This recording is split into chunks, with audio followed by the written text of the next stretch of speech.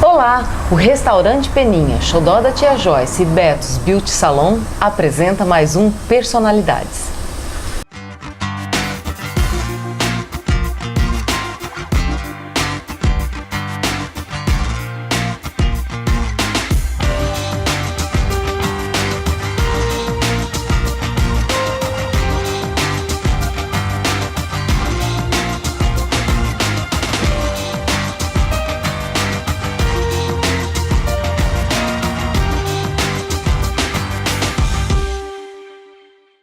E o Personalidades de hoje traz um pouquinho diferente a apresentadora. É que mudou o cabeleireiro, tinha que mudar o visual, né? Então meu visual novo foi feito pelo Betinho, do Betos Beauty Salon, que fica ali atrás do Angelone. E o Beto tem, além de corte, pintura, tintura, alisamento, manicure e pedicure com a Dulce, que é onde eu faço. Agora em março tem promoção, hein? Pé em mão nas terças-feiras por apenas R$15. E o Beto, além de tudo isso, ainda tem também design de sobrancelhas, o dia da noiva, sabe fazer maquiagem, penteados, é a minha dica de beleza. E nós vamos começar aqui conversando com a nossa personalidade de hoje, que é o meu colega e amigo Jairo Silva. Tudo bem, Jairo? Tudo bem, Karen. Prazer enorme, né? Estar no seu programa. Tu tens uma voz muito característica e eu acho que as pessoas consideram a tua voz meio da família, né? Porque tu fala e a gente já para ouvir. As pessoas te param assim no mercado, no dia a dia, e para te olhar, para prestar atenção na tua voz? Olha, a gente não observa muito isso, mas o que existe é aquele contato assim diário, né, das pessoas. Um pergunta por futebol, outro pergunta por um outro assunto, um assunto de polícia que foi enfocado. Enfim, há um contato assim diário onde quer que a gente vá, seja no mercado, na farmácia, aonde for, né? Uma loja. Existe sempre essa interatividade, né? É interessante porque antigamente as pessoas não conheciam os radialistas, não conheciam quem ficava por trás lá, né? E hoje não, tu pelo menos é um cara super conhecido, todo mundo sabe, né? Onde tu trabalha, o que tu faz e tal. E aí tem esse conhecimento dos fãs. Essa é uma vantagem de fazer rádio numa região ou numa cidade considerada ainda pequena, porque Araranguá tem um pouco mais de 60 mil habitantes e a região aí talvez tenha 150, 200 mil no Vale do Araranguá, aqui são 15 municípios. Eu acho que essa é a vantagem de fazer rádio numa região, aqui numa determinada região, digamos uma cidade menor. Porque nas grandes metrópoles do Brasil, eu acho que já é essa identidade difícil. Teria que ser um outro veículo de comunicação, nesse caso a televisão, que é o que você faz também, para ajudar a divulgar, enfim, para ver aquela identidade, né? Claro que as pessoas vão reconhecer a voz, evidentemente, do profissional que trabalha no rádio em qualquer cidade do Brasil ou em qualquer parte do mundo. Mas eu acho que isso é uma característica de uma cidade menor, como a nossa, né? Que facilita isso.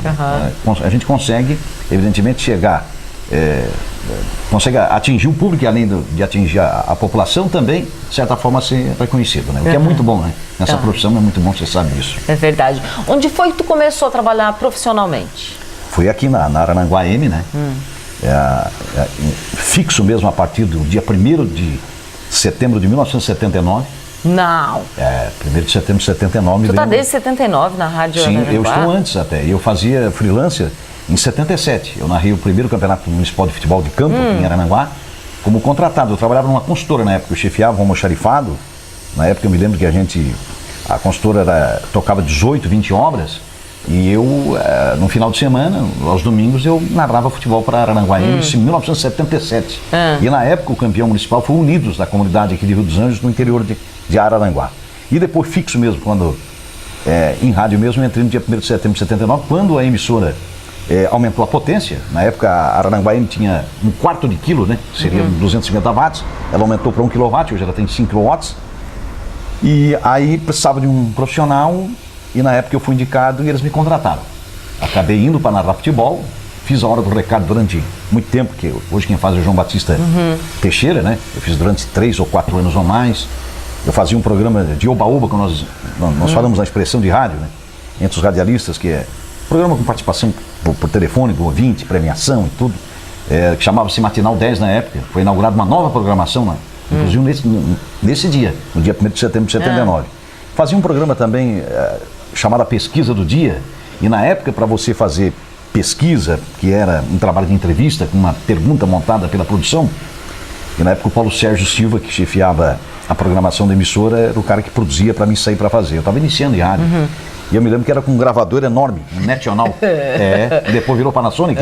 Um National enorme, assim. Pra você ter uma ideia, que desse tamanho, com um peso enorme. 3 quilos.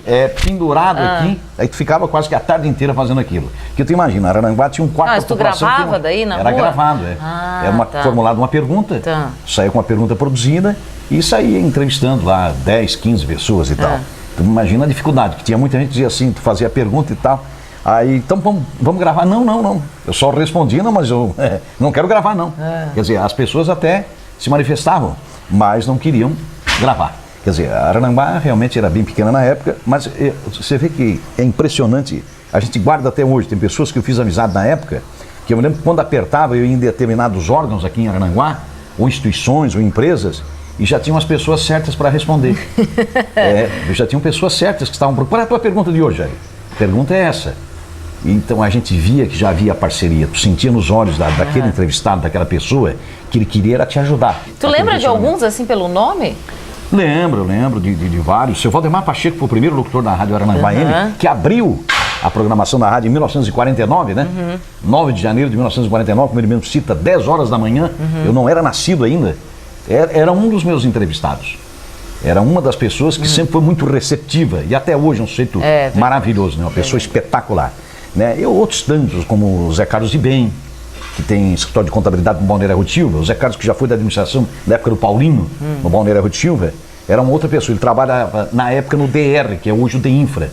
E eu me lembro que quando apertava, essas pessoas, eu sempre os procurava. Tua história de rádio praticamente se confunde com a história da Rádio Araranguá, né? As duas coisas estão intrínsecas, assim. A gente faz parte um pouco da história da emissora, né?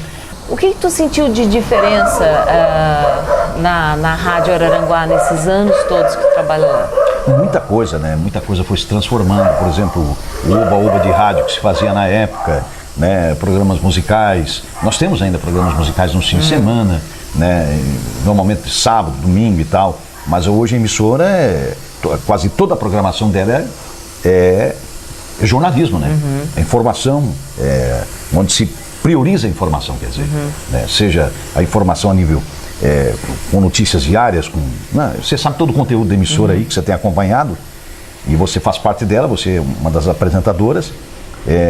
Enfim, é informação o tempo inteiro, quer dizer, tanto é que o slogan da emissora, né, é a informação em primeiro lugar. Tá, e como é que era o Jairo, o radialistazinho, assim, tu já tinha isso desde pequeno, de gostar de falar? Já. Eu acho que o rádio é uma vocação, né? A gente observa aí, e a gente conversa com os colegas, com jornalistas que se formam, os garotos, os meninos, as meninas aí que são novos, quem não é de rádio, fica 6 meses, um ano, daqui a pouco, pum, o cara evapora. A menina, aquela, pum, sumiu. Porque só fica realmente quem gosta. Essa profissão realmente é um sacerdócio. Precisa amar a comunicação, precisa gostar dela, né? Precisa ter realmente uma paixão enorme. E eu me lembro que isso já me despertava quando eu tinha 2, 3 anos. 2, 3 anos de idade, eu já ouvi os grandes narradores do Brasil, das grandes emissoras do país. Boa parte deles, infelizmente, já morreu, né? Porque eles tinham na época 40, 50 anos, talvez. Né? Boa parte deles já morreu. Alguns estão vivos e continuam narrando futebol nas grandes emissoras do país, né? E a gente começou ali a grande paixão.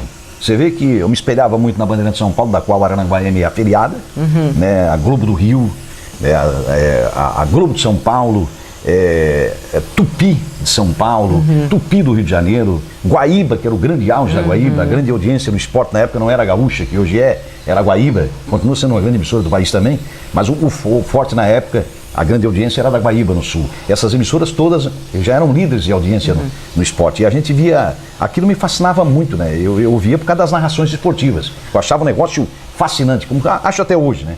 A gente continua narrando futebol, fazendo outras funções no rádio, mas ouvindo outros companheiros de rádio na região inteira, no país inteiro, né? Se continua ouvindo muito rádio. Eu continuo ouvindo muito rádio. Tu brincava disso quando era pequeno? Brincava de porque tinha aqueles clássicos, eu tenho um tipo que é muito palmeirense e o outro é muito santista, e eu via muito aqueles clássicos, Santos e Palmeiras, Palmeiras e Corinthians, Santos e São Paulo, e aqueles clássicos todos. E normalmente, eu terminava o jogo e eu descia para naquele tempo, você vê que não havia nem tanque de lavar roupa, hoje é máquina de lavar e tal. E a minha avó, ela lavava para fora, né? Chamava aquelas lavações para empresários aqui da cidade. E aí tinha aquelas latas de querosene que eles usavam para ferventar. Chamava-se a ferventar. Ferver aqueles panos de prata, aquelas gorduras. E no final de semana, domingo, aquilo estava tudo parado, né? Aí depois que eu ouvia os grandes narradores do país, as grandes emissoras, eu ia para lá fazer a minha narração. Mas morria de vergonha, porque teve esse meu tio, que é o mais novo da família, irmão da minha mãe, tio Almir, está em Brusque já há alguns anos. E um dia ele desceu lá o barranco e foi atrás de mim para saber o que eu fazia, né? Chegou lá e eu estava nessa lata de querosene, com a cabeça enfiada, porque fazia um eco, né? E ele sempre, em casa o pessoal me chama de César, né? César, mas o que tu tá fazendo aí? Eu disse, olha, tô narrando meu jogo. Aí ele ficou fascinado com aquilo. E ele começou a me acompanhar mais. Que legal. Ele já via que eu tinha uma tendência muito grande para aquilo. Quer dizer, isso já despertou, isso em 1963, mais ou menos. Isso com 3, 4 anos de idade. Imagina, antes do golpe militar. Porque o golpe militar foi em 64, né? Sim. Então eu já... as referências eram essas emissoras que eu citei, e no cotidiano, no dia a dia, eu ouvia muito a Araranguá AM e a Eldorado AM. Porque naquele tempo você não tinha outras emissoras na região. As emissoras que se tinha era Garibaldo Laguna, que não chegava aqui, Difusor de Laguna, Eldorado AM Criciúma e Araranguá AM. Então o que chegava aqui para nós eram as duas emissoras. Então eu ouvia toda a programação da rádio, sabia tudo das duas emissoras, diariamente, e no fim de semana e nas quartas-feiras, o futebol pelas grandes emissoras do país. Tá, daí quando tu era moleque, assim, no dia de jogar futebol, por exemplo, tu jogava futebol? Joguei. Ou tu ficava narrando fora do... Também. Joguei futebol num time chamado Brasil Mirim, um time amador aqui do bairro Coloninho. Nesse bairro a gente residiu durante muito tempo, né? E ali fizemos grandes amigos. E a gente treinava no antigo campo do Grêmio, que chamava o antigo campo do Grêmio, que era o Grêmio Fronteira, que hoje é o clube Grêmio Fronteira, a sede do clube. E ali tinha campo e a gente jogava ali praticamente todo dia. Esse time, o time era muito bom, só sobrava uma vaga na lateral canhota. E eu sou destro. Eu disse, mas eu vou ter que, para arrumar uma vaga nesse time, só na lateral esquerda mesmo. O time tinha boa qualidade, para time amador aqui, enfim. E então a paixão pelo futebol. E às vezes nesses treinamentos no Grêmio Fronteira, eu me lembro que depois que encerrava um pouco do treinamento, às vezes eu parava um pouquinho para narrar um pouquinho. Pegar um pedaço de madeira, de uma coisa, para simulava que era o microfone. Ficava brincando. Com 13, 14 anos aí, e narrava os lances já. Eu acho que quem narra jogo de futebol tem é uma coisa sensacional. Vocês façam a experiência em casa. Sim. Assiste o jogo, já fiz isso, já tentei várias vezes. Assiste o jogo, tira o volume da televisão e tenta narrar. Cara, é quase impossível, é um dom extraordinário. Porque começa assim, e daí já acabou, e não vem nome nenhum. E tem, muito rápido. Porque tem que realmente, tu tem que dominar muito os passes. Ter essa agilidade toda. Tu tem que conhecer o time, tu tem que saber o nome dos jogadores. Isso. Tu já errou o nome de jogadores? Já. E daí? Eu considero, eu tenho a seguinte avaliação. Os grandes narradores do país, eu acho que para ser um bom narrador, se ele errar 2% durante os 90 minutos, que é 1h30 de bola rolando, né? Se um narrador que erra 2%, que troca o nome de jogador, né? A descrição de uma jogada, eu acho que já é considerado um bom narrador. Porque se errar 2%, de uma jornada esportiva, de bola rolando, de 1h30, eu acho que o cara já tem qualidade, né? Eu acho que o erro faz parte, né? O erro faz parte. Porque, às vezes narrando você diz assim, bola para fulano lá na ponta direita, ou melhorar o fulano, e aí mesmo tu descreve, em alguns lances e tal. Mas isso eu considero até dentro da normalidade. Agora, a narração esportiva, a maior parte é improviso, né? Porque o texto você tem a passinha ao vivo, a passinha com os textos prontos, né? Ali editados. Mas a maioria é improviso. Por que é improviso? Porque o que tu vai fazer é pegar as escalações que o repórter te passa e memorizar os dois times. Você tem que entrar com os dois times memorizados para facilitar a narração e a descrição dos lances. Mas isso surpreende também, porque, por exemplo, alguns repórteres de campo que eu conheci em Florianópolis, Tubarão, até mesmo em Criciúma e outros municípios, hoje são narradores. Os caras faziam pista, a gente chama o repórter de pista, né? E hoje são, inclusive, bons narradores. Quer dizer, aquela coisa, convivendo, fazendo reportagem e ouvindo atentamente o narrador da emissora que o repórter ali trabalhava. Quer dizer, esse pessoal vai ele vai se familiarizando, ele vai aprendendo. Na verdade, na vida tudo é um aprendizado, né? E conheço, inclusive, repórteres que viraram muito bons narradores. Quem foi, assim, o maior narrador, não atual, mas, assim, das antigas? Olha, estilos, né? Por exemplo, um Fiore Giliotti, que foi narrador da Rádio Bandeirantes durante muito tempo, depois foi para a Rádio Record de São Paulo, mas ele ficou quase que a vida inteira na Bandeirantes. Ele começou na Jovem Pan, ficou muito pouco tempo, conheci toda a história dele, depois, a maior parte do tempo, durante mais de 30 anos, ou até mais que isso, na Bandeirantes, depois foi para a Record. Era um grande narrador, era um estilo assim. Agora, o Fiore era um cara que narrava atrasado. Eu não sei como é que ele conseguia fazer aquilo. A bola já estava lá com o terceiro jogador, por exemplo, ele estava descrevendo o lance ainda e não dos se poucos perdia. narradores do Brasil e não se perdia. Ele tinha uma facilidade enorme. Né? E outros grandes narradores do Brasil. Por exemplo, pena que se acidentou, né? Um Osmar Santos, um cara que com uma linguagem de rádio fantástica até hoje. Nós falamos de frases dele, com ripa na choripa, pimba na gorduchinha, né? Frases do Osmar Santos. Um cara assim que se emocionava narrando futebol, porque o Osmar, eu sei da história dele, que ele trazia muita gente para a cabine dele da Rádio Globo de São Paulo e fazia questão que os caras acompanhassem. Eu tenho uma história do Osmar Santos, está aí no YouTube para quem quiser acessar na internet, do título do Corinthians de 77, quando venceu a Ponte Preta.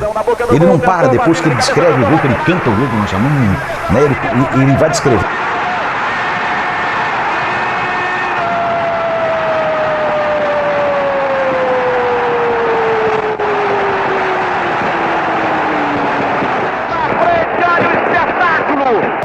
Com a capacidade de improviso assim que jamais vista, é de arrepiar. Cara, eu me arrepio até hoje, eu ouço de um lance que já há muito tempo, em 1977.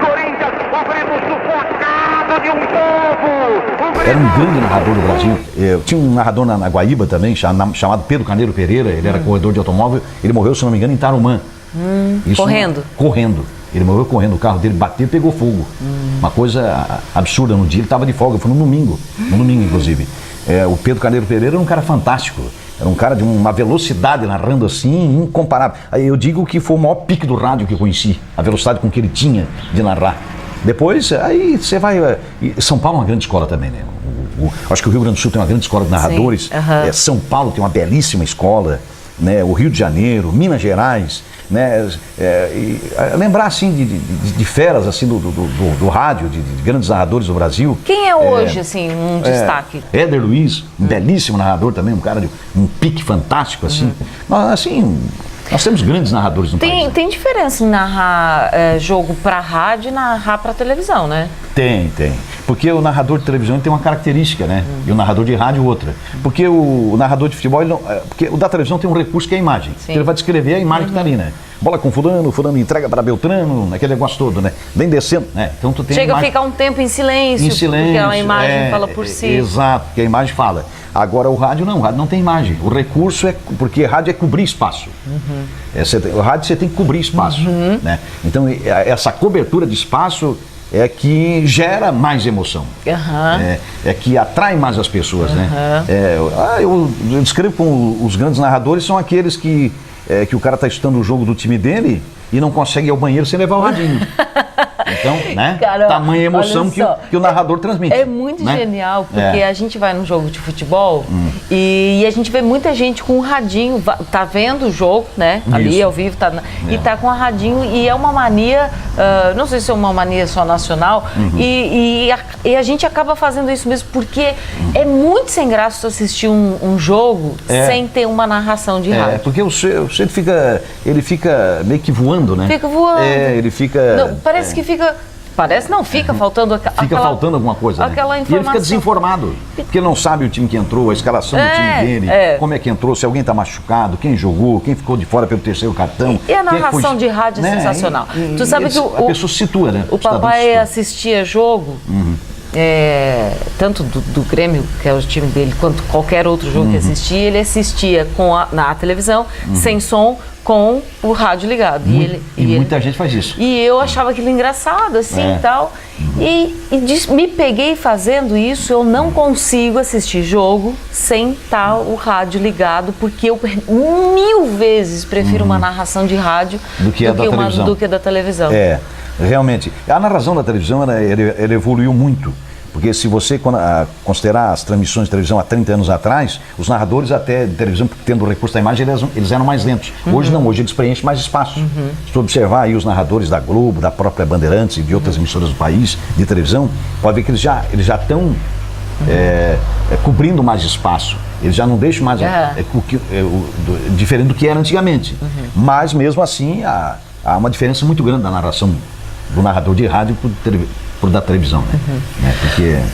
Voltando agora um pouquinho de novo para a tua infância, além de tu jogar e além de tu narrar com a cabeça dentro de um tonel, o que mais assim tu lembra? Quais são as lembranças que tu tem da tua infância? Ah, muita coisa, né? Eu me lembro de coisa da minha infância de 2 anos de idade. Ah, eu acho isso incrível.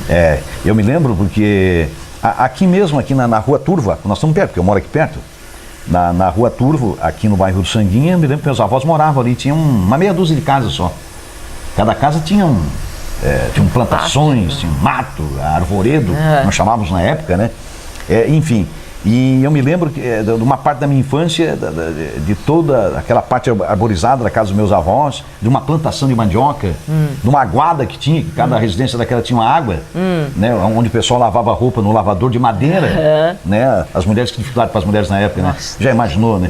Quanto, a mulher passa trabalho até hoje, né? E então uma parte daquilo era as vizinhas que lavavam aquela roupa, e aquilo nunca mais saiu da minha memória. E mais para cima, naquela aguada, que era uma água bem limpa, mesmo, bem clara, bem cristalina, a gente ia lá buscar a nossa água, não havia água encanada. Né? Você tinha muita dificuldade na época. Energia elétrica eram poucas residências que tinham no centro da cidade e nos bairros. Como era mais afastado, aqui hoje está tudo, emendou tudo, né? Não tinha energia elétrica ali. E a gente, a chamada daquela, do uso aquela da luz de querosene, né? Eu me lembro disso, meu avô toda noite contando aqueles chamados causos, né? Olha só, um negócio de coisas que até hoje eu me lembro. E a gente ia buscar, eu e um primo meu, Sérgio, a gente ia buscar água lá com um pedaço de madeira comprido, forte, e a gente ia lá buscar era lata de 20 litros, para buscar água lá. Nós íamos lá, encher aquele vocês traziam daí ele no meio? Botava ele no meio e cada um botava aqui no ombro, né? E vinha embora. A gente carregava 2, 3 vezes, uma ou 2 vezes pela manhã, 2, 3 vezes à tarde, para abastecer a casa de água. Você vê que a dificuldade que se tinha na época. Ai, que trabalheira. Né? Quanto trabalho, né?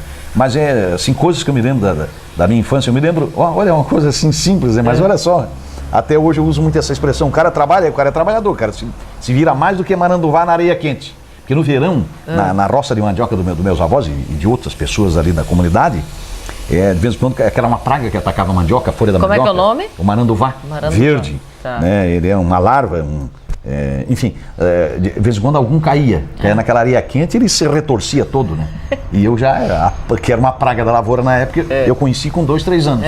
E depois me lembro, a minha infância era muito ligada a meus avós, eu parava muito nos meus avós. Meus avós depois mudaram aqui para City, antes de abrir a 7 de setembro, antes de construir a 7 de setembro, foi uma outra parte maravilhosa da minha infância ali também, né? Com vaca de leite, né? Com cavalo de carroça, a gente já cangava cavalo na carroça, a gente já fazia um monte de coisa, né? Foi uma infância assim espetacular. Né? Tá, mas então tu nasceu aqui? Nasci em Aranaguá. Nasci no antigo Hospital Bom Pastor, que hoje é ambulatório, né? Sabe que eu sempre imaginei que tu eras gaúcho, não sei se é pela tua narração, que a gente que lembra muito, assim, os narradores gaúchos. Certo, sim. Tu és daqui, então? Sim, sou nativo daqui, nasci em Aranaguá. Tu tem toda a história da tua infância, tudo aqui? Tudo, foi tudo aqui. Teus avós maternos, tu disse? Meus avós maternos, porque meus avós paternos eu não os conheci. Porque o meu pai, quando casou com a minha mãe, ele já era viúvo, ele já tinha quase 60 anos. Ele já era uma pessoa com uma certa idade. Mas foi o meu pai que me criou até os 9 anos, ele faleceu quando eu tinha 9, aí tinha um de 7 e um de 5. Esse de 7 faleceu há 5 anos, o meu irmão, o Jorge. Me deixou uma saudade enorme, fica aquele vazio grande na gente, né? Que era um irmão realmente maravilhoso. Enfim, mas eu me lembro que Como é que era o nome dos teus avós paternos? Os meus avós paternos eram Inácio Bernardino Mota e Brandina Virginina de Jesus. E os maternos? Ela nasceu no Taquaruçu e ele no interior de Sombrio, naquela região do Concon, que hoje acho que é Vila Esperança, o nome. Do lado direito da rodovia. E os meus avós paternos eu não os conheci porque já eram mortos, né? E dos maternos o nome? Os maternos eram Inácio. Foi esse que tu fala. falaste. Isso que eu citei agora. E a dona Brandina. Então eles Meus avós maravilhosos. tiveram uma história muito importante assim na tua vida. Fantástica. Meus tios, por exemplo, aí quando perdi meu pai, principalmente com a perda do meu pai, eu me espelhava muito nos meus avós e nos meus tios. Por exemplo, eu tenho um tio esse que mora em Brusque de Valmir, foi um cara maravilhoso. Ele me arrumou o primeiro emprego que eu trabalhei nessa consultora, o segundo emprego que foi na Casa Cometa, e o terceiro eu fui atrás, porque eu queria muito rádio. Então a gente, eu quando com a perda do meu pai eu me espelhava muito, eu conversava muito, eu perguntava muito, eu indagava muito. E o cara que é de rádio já é assim, né? Ele já é um repórter por natureza. Já fica fuçando ele pergunta, coisa, ele fica buscando fuçando, ele fica perguntando, se tem um problema até numa viagem, né? Tu pode ver que quem é de rádio já, o que é que aconteceu aí? O que é que houve com o ônibus ou com o avião? Ele já vai atrás da informação. Tá, mas aquela explicação mas, às vezes não satisfaz, porque ele vai em busca de outras, até preencher aquilo que ele acha. Aquela lacuna. Todas ele achou as respostas. Ele vai em busca, né? Ele é um curioso por natureza, né? E eu tô aqui conversando com essa pessoa maravilhosa, essa figura que faz parte da nossa vida, o Jairo Silva. Eu volto já, não sai daí.